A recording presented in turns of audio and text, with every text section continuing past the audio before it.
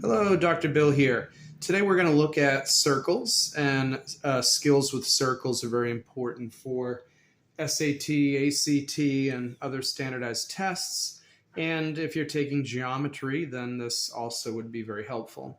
If you find this lesson helpful, please subscribe to my channel, hit the like icon, and please be sure to, again, share this with anyone who might need it. Hit the bell icon as well to be notified of all future videos. So here, let's take a look at this. We have a circle drawn. Here we have the y-axis vertically, the x-axis here, which runs horizontally. And we see the center of the circle is at 0.44 and 0.78 is on the circle.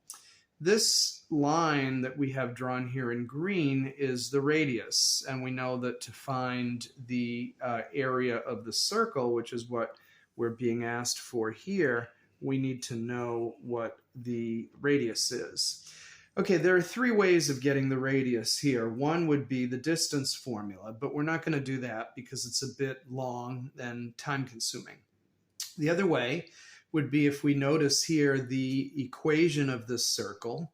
It's x minus 4 all squared plus y minus 4 all squared equals the radius squared.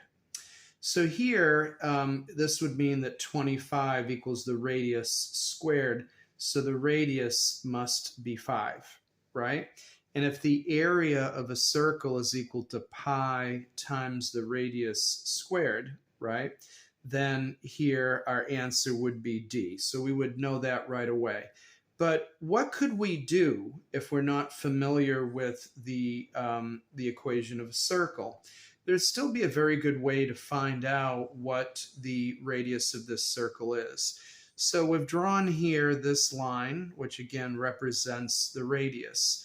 What we can also do is draw a line here horizontally, right, that is parallel to the x-axis like this. And then we can draw another line vertically, and we've created a 90-degree angle for this triangle.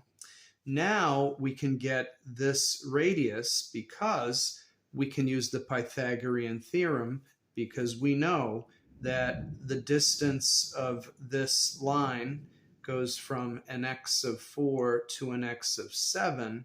So this is 3 units. The y line, the one that runs parallel to the y-axis, goes from a y of 4 to a y of 8, which is 4.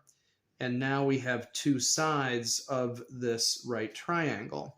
So we can determine this by using the Pythagorean theorem. In other videos, I've told you to know the Pythagorean triples, which are common combinations of right triangles that come up again and again on these standardized tests. And the most common one is the 3, 4, 5, which makes, again, this radius 5. But let's say that you don't remember that this is a 3, 4, 5 triangle. Let's use the Pythagorean theorem to find this side, this hypotenuse, right? So we know for the Pythagorean theorem, a squared plus b squared equals c squared. Our a is 3, so 3 squared, plus our b, which is 4 squared, equals c squared. So this would be 9 plus 16 equals c squared. 25 equals c squared, so c would be the square root of 25, which is simply 5, because 5 times 5 is 25. So this is 5. And now if we want the area of this circle, the area of a circle equals pi times the radius squared. We've determined that the radius is 5. So pi times 5 squared, which is 25 pi. So the area of our circle is 25 pi. Once again, I hope you found this video helpful. Please subscribe to the channel if you did, like it, and share the video with anyone that could benefit from it. This is Dr. Bill. Thank you for watching and have a great day.